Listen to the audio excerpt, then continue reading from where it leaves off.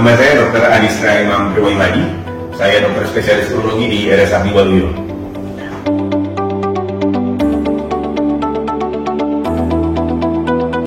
Jadi laser thulium adalah salah satu jenis laser yang paling terbaru di dunia saat ini. Jadi kalau kita lihat sejarahnya, sebelumnya ada laser dioda, ada laser green light, kemudian ada laser holmium, dan ini merupakan teknologi yang paling baru, laser thulium. Laser thulium sebenarnya banyak sekali digunakan pada berbagai bidang, terutama di urologi salah satunya di zaman dulu saya. Laser thulium sendiri sebenarnya sejatinya awalnya dipakai terutama untuk jaringan lunak, terutama untuk operasi prostat ataupun tumor untuk dulu ya. Tapi seiring dengan perkembangan zaman, sekarang dikembangkan teknologi yang paling baru dan kita sudah punya di sini, namanya adalah thulium fiber laser atau TFL. Ini memungkinkan kita menggunakan laser thulium untuk hard tissue atau jaringan-jaringan yang keras seperti batu. Ya.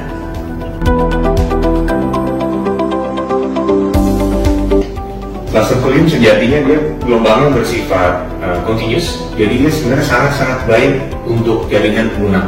Contohnya di aplikasi saya paling sering adalah untuk prostat, baik untuk pembesaran prostat jinak ataupun kanker prostat, mungkin untuk tumor di kandung kemih, tumor-tumor yang sangat besar, kemudian tumor di daerah ureter, atau mungkin tumor yang ada di dalam saluran di dalam ginjal.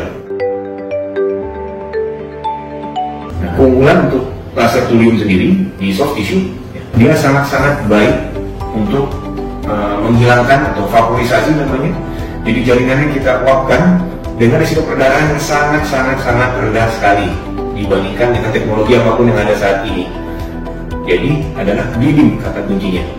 Dari angka perdarahan yang sangat rendah, kita bisa mencapai angka komplikasi atau angka efek samping yang sangat rendah sekali bagi pasien.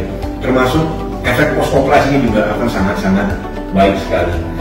Dengan bleeding yang rendah di interoperasi, kita akan bisa menekan risiko untuk transfusi. Ya. Kemudian kita juga bisa menekan lama rawat pasien di kamar rawat inap kita.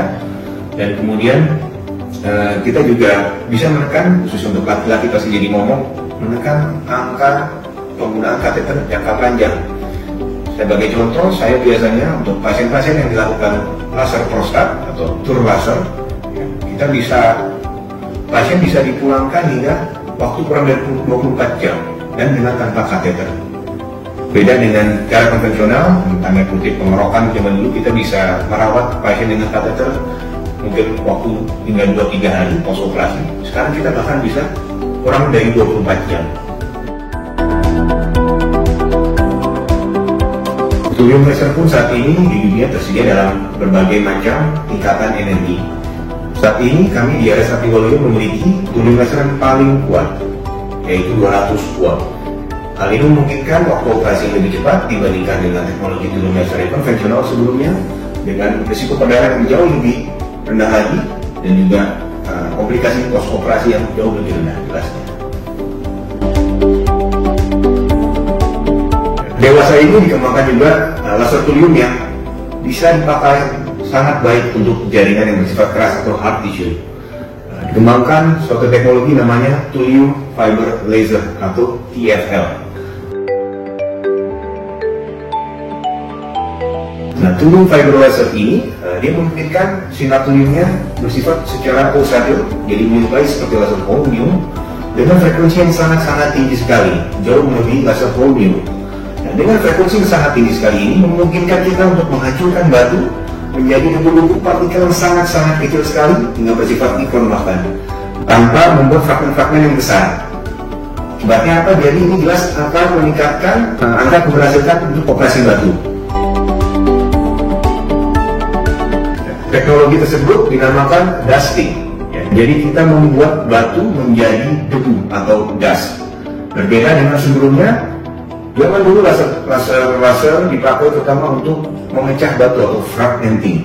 Dengan teknologi dari thulium fiber laser atau TFL, kita bisa membuat batu menjadi debu, dust, dengan frekuensi laser yang sangat tinggi sekali.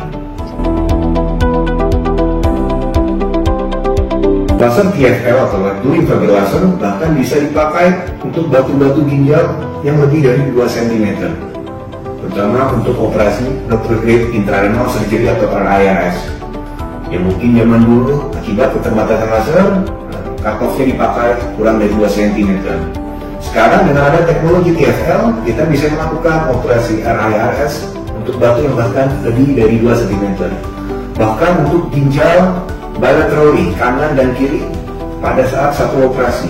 Karena waktu operasinya sangat-sangat lebih singkat dibanding teknologi sebelumnya. Diharapkan dengan waktu operasi yang jauh lebih singkat dari sebelumnya, resiko infeksi terutama untuk operasi batu yang sering kita namakan urosepsis akan jauh lebih turun dibanding sebelumnya. Jadi secara ringkas, penggunaan laser di urologi sangat-sangat beragam. Bisa dipakai terutama untuk jaringan lunak seperti prostate, operasi prostat ataupun operasi tumor. Kedua, bisa juga dengan operasi batu. Nah, operasi batu pun bisa dipakai untuk batu dimanapun, bisa ureterotomi, bisa batu di uretra, batu di kantung kemih, batu di ureter, hingga batu di ginjal.